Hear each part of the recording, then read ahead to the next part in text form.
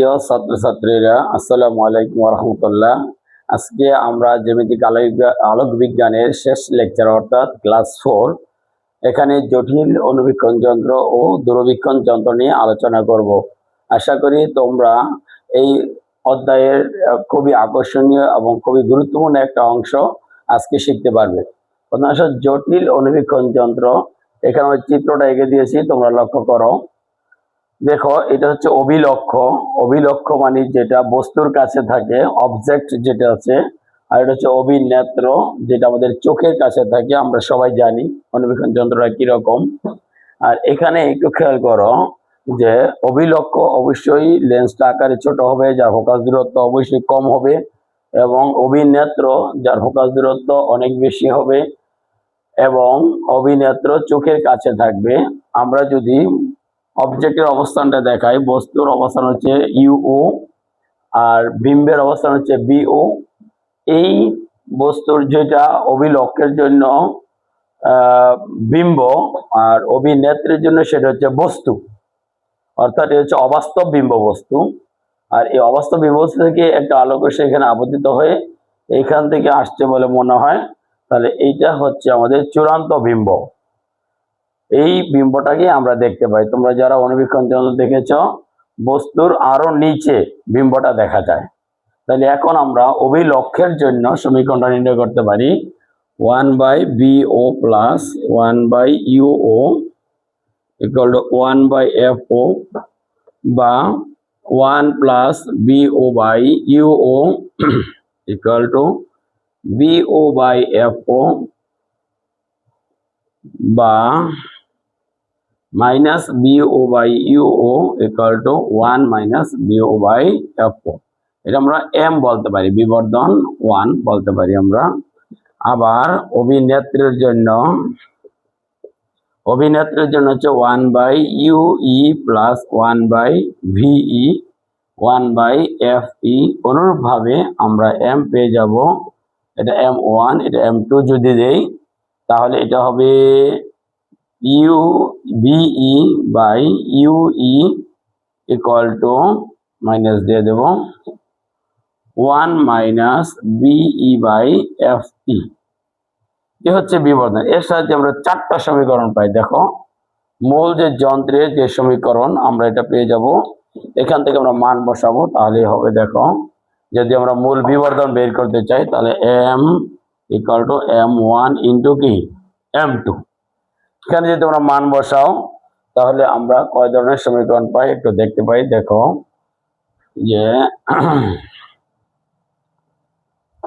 প্রথমে বিবর্ধন M equal to minus BO/UO into BE/UE। তাহলে এখানে মাইনাস আছে, আমরা উভয় ক্ষেত্রে মাইনাসটা কেটে দেব, অথবা BO/UO আমরা রেখে দেব 1 মাইনাস BE/FE, এই সমীকরণটা হতে পারে, অথবা মাইনাস BE/UE আমরা রেখে দেব 1 মাইনাস BO/FO, এই সমীকরণটা হতে পারে, অথবা 1 minus BO/FO into 1 minus BE/FE, এই সমীকরণটা হতে পারে। তাহলে 4টা বিবর্ধনের সমীকরণ, যখন যে মান দেওয়া থাকবে আমরা সেই মানটাই করব। তবে এখানে যে BE আছে, এই BE স্পষ্ট দর্শনের ন্যূনতম দূরত্বে যদি হয়, তাহলে এটা হবে মাইনাস ডি। এর মান হচ্ছে সর্বদা 25 সেন্টিমিটার। ডি ইকুয়াল টু হচ্ছে 25 সেন্টিমিটার। এই মানটা মনে রাখতে হবে। এখন দেখো, অনেক সময় তোমাদেরকে কোশ্চেন করে যন্ত্রের দৈর্ঘ্য নির্ণয় করো। যন্ত্রের দৈর্ঘ্য বলতে লেন্স দুটির দৈর্ঘ্য বোঝায়, আর নলের দৈর্ঘ্য বলে অনেক সময় সেটাও লেন্স দুটির দৈর্ঘ্য বোঝায়। আর লেন্স দুটির মধ্যে দূরত্ব যদি বলে, তাহলে সেটাও আমরা যন্ত্রের দৈর্ঘ্য, অর্থাৎ যন্ত্রের দৈর্ঘ্য, নলের দৈর্ঘ্য, লেন্স দুটির মধ্যে দূরত্ব যেটাই বলুক না কেন, তখন আমরা সমীকরণ পেয়ে যাব L ইকুয়াল টু, এখানে দেখো, BO প্লাস UE, অর্থাৎ অবাস্তবিক বস্তুর দূরত্ব। এই সমীকরণগুলো যদি আমরা ভালো করে পারি, তাহলে আমরা অবশ্যই বিভিন্ন ধরনের গাণিতিক সমস্যাগুলো আমরা করতে পারবো। তা আমরা তোমাদেরকে অনুরোধ জানাবো, তোমরা বইয়ের অনুশীলনীর এবং উদাহরণের বিভিন্ন গাণিতিক সমস্যাগুলো এই সূত্রের মাধ্যমে তোমরা সমাধান করতে পারবে বলে আমি আশা রাখি। এবং যদি তোমাদের কোনো সমস্যা প্রবলেম তোমরা মনে করো তাহলে কমেন্টস বক্সে আমাকে জানাবে। ইউটিউব চ্যানেল থেকে যদি তোমরা দেখো তাহলে সেটাকে অবশ্যই সাবস্ক্রাইব করে দাও এবং অল নোটিফিকেশন বাটনে ক্লিক করে রাখো। আর যে ফেসবুক পেজ থেকে দেখো তাহলে সবাই তোমরা ফলো করে রাখো, নতুন নতুন ভিডিও তোমরা পেয়ে যাবে। আমরা আশা করি আমরা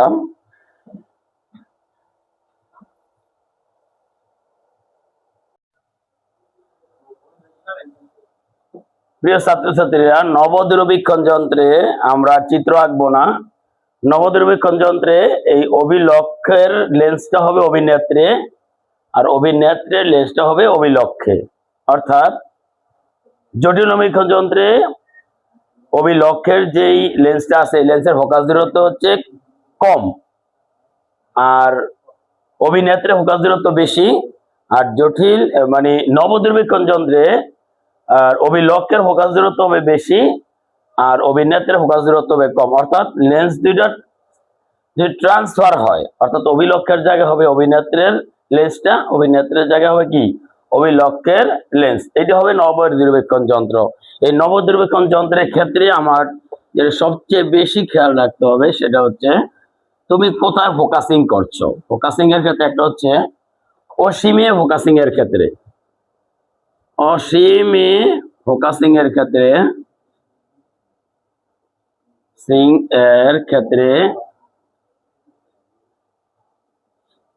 যন্ত্রের দৈর্ঘ্য FO প্লাস FE আর বিবর্ধন হবে FO বাই FE, বাস, এছাড়া আর কোনো কাজ নাই। এরপরে নিকট ফোকাসিং এর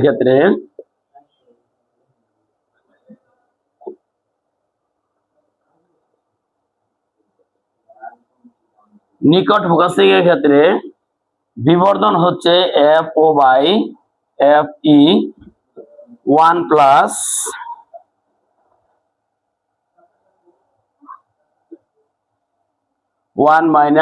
FE বাই D, আর L হচ্ছে FO plus FE into D by D plus FE। ওটা দিচ্ছি আমরা